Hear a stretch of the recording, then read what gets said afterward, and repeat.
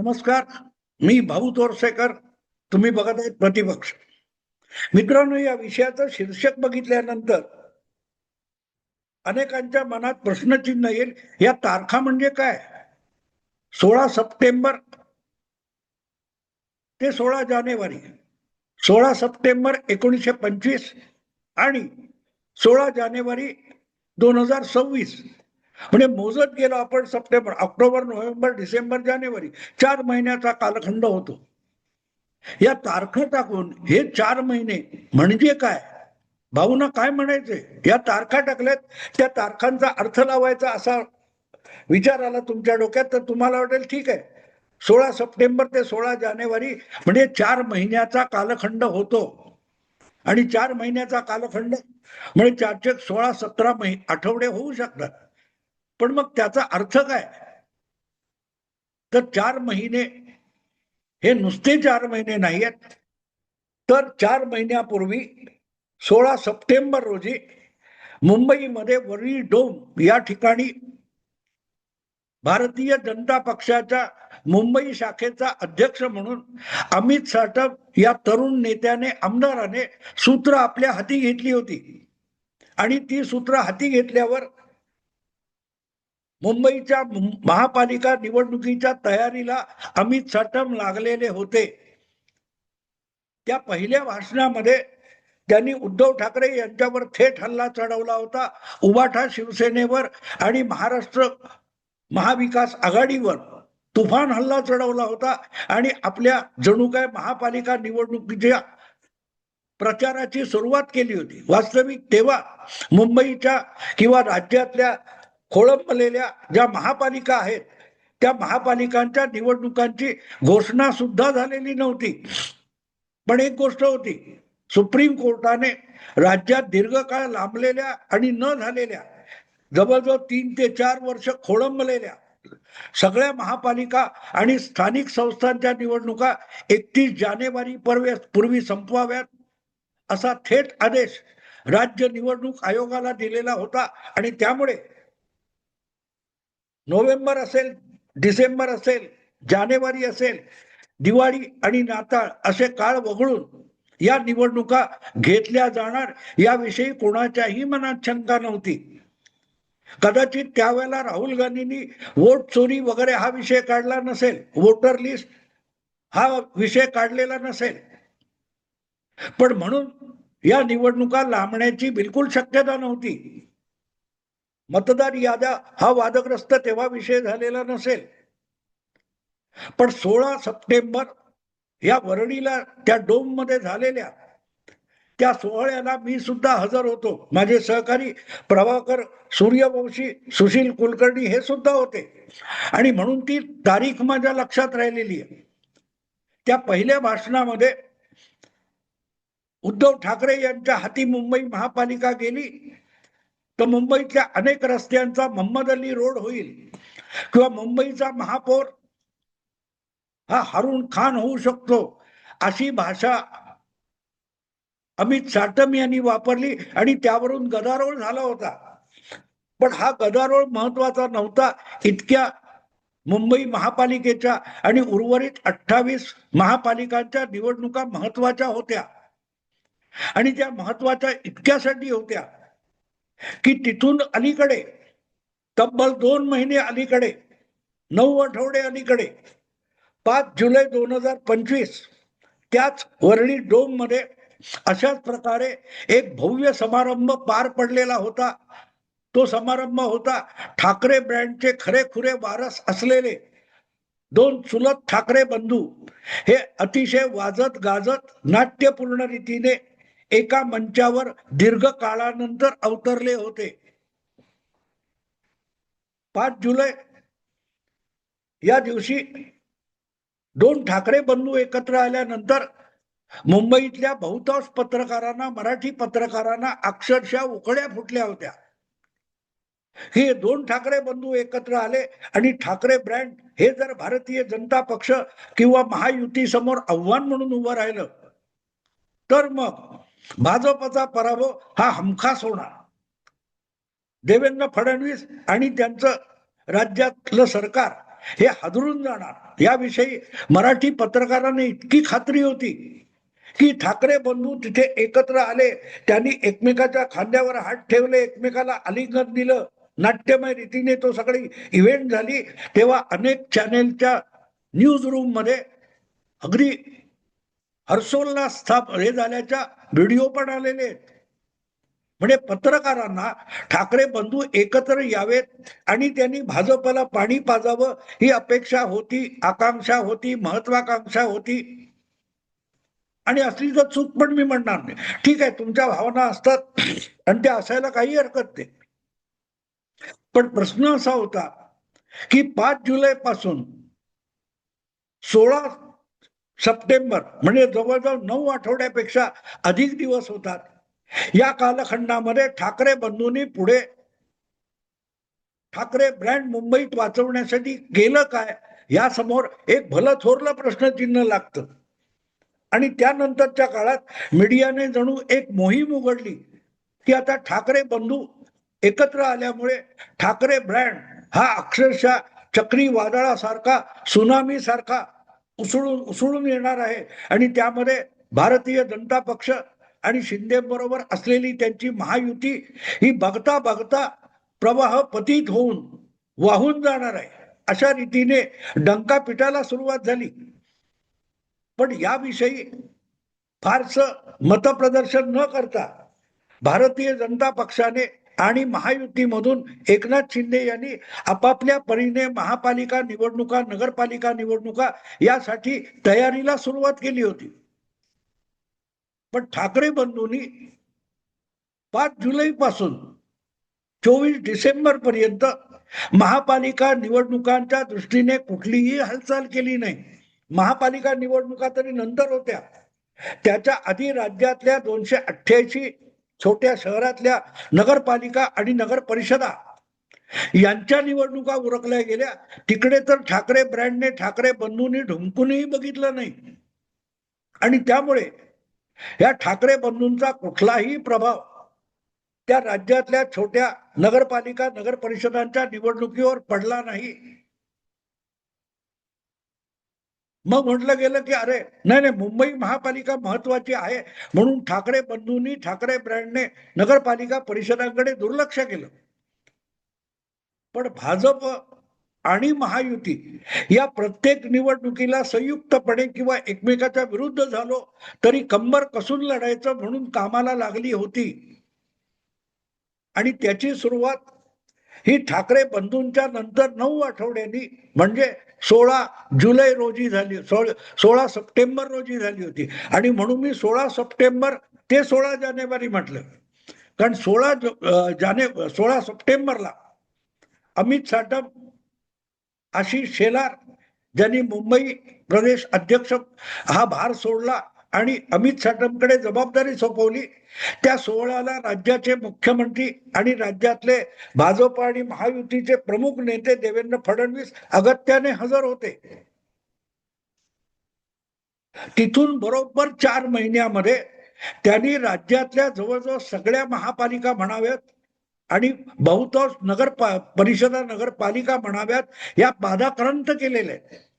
पण त्यांच्या आधी 8-9 आठवडे किंवा 2-2.25 महिने एकत्र आलेले ठाकरे बंधू एकमेकाच्या घरी मोदक खायला किंवा बर्थडे केक खायला जात येत होते. पुढे काय होत नव्हतं. पण त्यांच्या अशा केक खाण्यामध्ये आणि मोदक खाण्यामध्ये, मोठमोठं राजकारण शोधण्यामध्ये सगळेचे सगळे मराठी पत्रकारिता आणि सगळे चॅनेल गुंतलेले होते. यातून महापालिका निवडणुका, नगरपालिका निवडणुका कशा जिंकल्या जाणार याविषयी अजिबात चर्चा होत नव्हती. उद्धव ठाकरे यांनी कुठल्या रंगाचे कपडे घातलेत, राज ठाकरे यांच्या गळ्यातलं उपरणं हिरवं आहे, निळं आहे किंवा भगवं आहे याच्यावर चर्चा चाललेली होती. चुलत बंधू आदित्य ठाकरे आणि अमित ठाकरे हे एकमेकांच्या बरोबर कुठे कुठे जातात, कुठे कुठे बसतात, कुठे कुठे उठतात, कुठला पॉवर पॉइंट प्रोग्राम करतात यावर चर्चा चालू होत्या.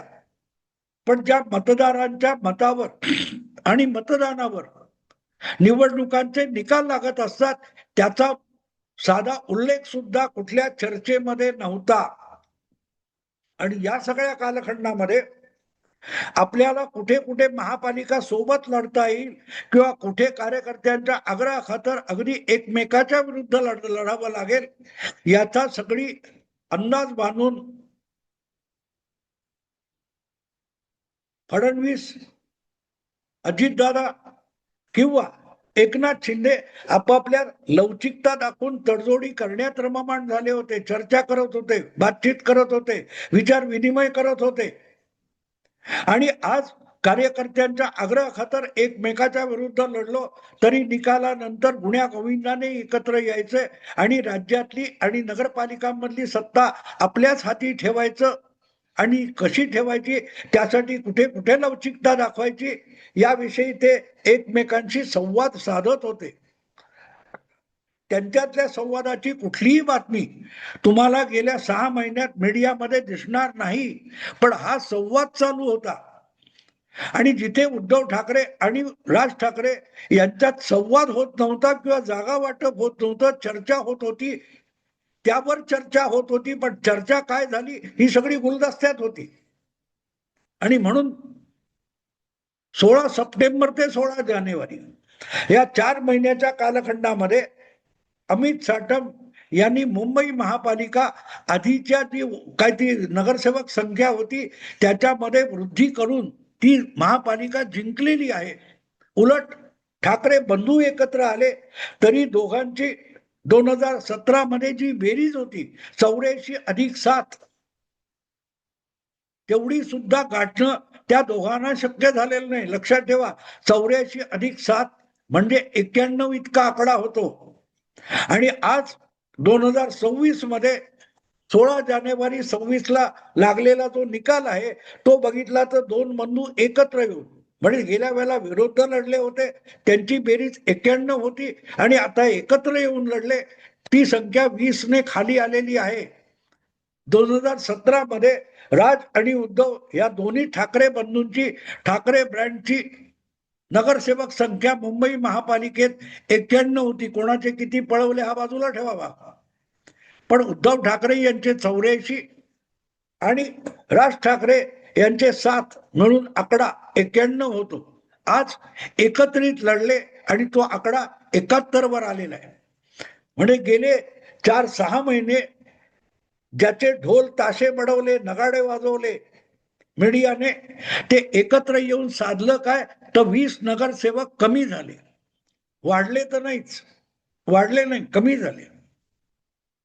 हे मी अगत्याने एवढ्यासाठी सांगतोय की याचा सिग्नल खूप आधी मिळालेला होता. 2-2.5 महिने आधी जेव्हा ठाकरे ब्रँड हा डंका पिटायला सुरुवात झाली त्या दरम्याने मुंबईतला जो महापालिकेचा एक उपक्रम आहे, बेस्ट उपक्रम आहे, ज्याच्यात मुंबईत वीज पुरवठा पण काही ठिकाणी केला जातो आणि मुंबईच्या परिवहन व्यवस्थेचं सगळं आयोजन नियोजन ज्या बेस्ट उपक्रमाकडून होतो तिथल्या कर्मचाऱ्यांची जी पतपेढी आहे त्याची निवडणूक यापूर्वी 2-3 महिने आधी झाली होती आणि त्यामध्ये ठाकरे ब्रँडचा पुरता बोजवारा उडाला होता. ठाकरे ब्रँड आणि ठाकरे बंधू या नावाने लढवली गेलेली ती पहिली निवडणूक होती. त्याचे अनेक ठिकाणी पोस्टर वगैरे लागलेले होते, ठाकरे ब्रँड. त्या ठाकरे ब्रँडचा त्या पतपेढीमध्ये एकही सदस्य निवडून आला नाही आणि त्यामुळे सुहास सामंत नावाचे त्या उभाठा शिवसेनेचे जे नेते बेस्ट उपक्रमामध्ये युनियन चालवतात त्यांनी तडकाफडकी आपल्या पदाचा राजीनामा दिला होता आणि नंतरच्या काळात उभाठा शिवसेनेला सुद्धा जय महाराष्ट्र करून ते एकनाथ शिंदेच्या सोबत गेले. सांगायचा मुद्दा इतकाच की 5 जुलैला एकत्र आलेले ठाकरे बंधू यांचा बेस्ट उपक्रमाच्या पतपेढी निवडणुकीत बोजवारा उडाल्यानंतर सुद्धा डंका पिटणं, टिमकी वाजवणं हे माध्यमातून चालू राहिलं. जमिनीवर काय, कार्यकर्त्यांमध्ये काय, दोन्ही पक्षांचे मनसे आणि उभाटा शिवसेनेचे कार्यकर्ते हे वॉर्डामध्ये एकत्र आलेत का, एकत्र येऊन निवडणुकीच्या लढाईची तयारी करतायत का, याची वास्त पुस्त पत्रकारांना नव्हती, पण ठाकरे ब्रँड जिंकणार. माध्यमातून कुठल्याही पक्षांच्या युती आघाडीचा डंका पिटला म्हणून खालच्या पातळीवर कार्यकर्ते एकत्र येत नाहीत किंवा निवडणुका जिंकल्या जात नाहीत, हे जगातलं दीर्घकालीन वास्तव आहे. त्याचं भान ना पत्रकारांना होतं ना ठाकरे बंधूंना होतं. आणि म्हणून यापासून, प्रसिद्धीपासून दूर असलेले भारतीय जनता पक्ष, एकनाथ शिंदे आणि महायुती यांनी 16 सप्टेंबर पासून 16 जानेवारी या 4 महिन्यात मारलेली मजल बघा, आणि त्यापेक्षा 2-2.5 महिने अधिक 5 जुलै पासून 16 जानेवारी पर्यंतचा कालखंड बघा. परस्पर विरोधात ज्यांनी मुंबई महापालिका निवडणूक लढवली त्यांनी आपला वेळ कसा कारणी लावला आणि आपला काळ कसा वाया घालवला, याचं एक काय ते तारतम्य असलेला तुलना आवश्यक आहे. नुसतंच राज ठाकरे यांच्या किंवा मनसेच्या उमेदवारांना उबाठाने मदत केली नाही किंवा राज ठाकरेंच्या कार्यकर्त्यांनी कुठे उबाठा उमेदवारांना दगा दिला, याच्यावरची चर्चा करण्यापेक्षा दोन्ही ठाकरेंच्या नेतृत्वाखाली जे पक्ष चालतात त्या पक्षांमध्ये समन्वय साधण्यासाठी या 7 महिन्यात 6.5 महिन्यामध्ये काहीही का केलं नाही, याचा उहापोह होणं आवश्यक आहे. आणि तो उहापोह करायचा असेल तर मग 16 सप्टेंबरला अमित साटम यांनी पक्षाची मुंबईतली अधिकार सूत्र आपल्या हाती घेतल्यापासून काय काय केलं याचा बारकाईने अभ्यास करावा लागेल. पण अभ्यास करणं ना ठाकरे बंधूंना आवडतं ना मराठी पत्रकारांना आवडतं. त्यांना विविध पक्षातले प्रवक्ते नेते एकमेकावर कसे भुंकतात, एकमेकांना कसे चावतात, कसे एकमेकांचे लचके तोडतात, हे दाखवण्यात आणि बघण्यामध्ये फार इंटरेस्ट आहे पत्रकारांना. आणि म्हणूनच भारतीय जनता पक्ष किंवा महायुतीला इतका निर्णायक विजय का मिळतो आणि ठाकरे बंधू आपण इतका ढोल पिटला असताना सुद्धा पूर्णपणे अपयशी का ठरतात, याचं उत्तर मिळत नाहीये. आणि मग अरेच्या डोंबिवलीमध्ये ते एकत्र कसे आले, आता ठाकरे बंधूंची युती तुटणार का, या चर्चेपर्यंत अवघ्या 4 दिवसात आलेले. कालपर्यंत जे लोक शिंदेना बरोबर घेऊन 2 ठाकरे बंधू मुंबईत महापौर बसवतील असं स्वप्न पडत होतं, त्यांना आता अचानक ठाकरे बंधू एकत्र टिकतील का, हा प्रश्न भेडसावायला लागलेला आहे. आणि त्याचं कारण सोपं आहे. त्यांना अमित साटम समजून घेण्याची गरज वाटत नाही. त्यांना 16 सप्टेंबर पासून 16 जानेवारी पर्यंत 4 महिन्यामध्ये पडद्या मागून, प्रसिद्धीपासून दूर राहत महायुती आणि भाजप कशा रीतीने निवडणुकीची रणनीती बनवत होता, राबवत होता आणि यशाकडे घेऊन जात होता, ते बघवत सुद्धा नाही, समजून घेण्याची इच्छा नाही. या 4 महिन्यामध्ये मला असं वाटतं की भाजपने काय काय केले, कशा प्रकारे केले, हे पत्रकारांनी केस स्टडी म्हणून अभ्यास केलं तर पुढल्या काळात निवडणुकांचं विश्लेषण कसं करावं, निवडणूक पूर्व आणि निवडणूक निकालानंतर कसं विश्लेषण करावं, याची अक्कल मराठी पत्रकारांना येऊ शकेल. पक्षांची कार्यपद्धती, पक्षांचं काम आणि राजकारण म्हणजे एकमेकावर भुंकणं नसतं. काहीतरी चमत्कारी खुळचट विधानं आणि वक्तव्य करणं म्हणजे राजकारण नसतं. हे जितकं राजकीय पक्षांनी, नेत्यांनी आणि प्रवक्त्यांनी समजून घेणं अगत्याचं आहे, तितकंच पत्रकारांनी, प्रामुख्याने मराठी पत्रकारांनी लक्षात घेणं आवश्यक आहे. 2-4 कुत्री एकमेकावर भुंकतात, ती काय भुंकली, त्या कुत्र्याचा आवाज किती टिपेत होता आणि याचा किती डेसिबल होता, याच्यावर डिबेट करा एक वेळ. पण राजकारणात असल्या डिबेटमुळे राजकारणाचं विश्लेषण होत नाही, एवढं लक्षात घ्या. आणि त्यासाठी 4 महिने 16 सप्टेंबर ते 16 जानेवारी या वेळेला जादू काय घडली हे सांगण्याचा प्रयत्न केला. आवडलं लाईक करा, शेअर करा. आणि प्रतिपक्षाला सबस्क्राईब करा. नमस्कार.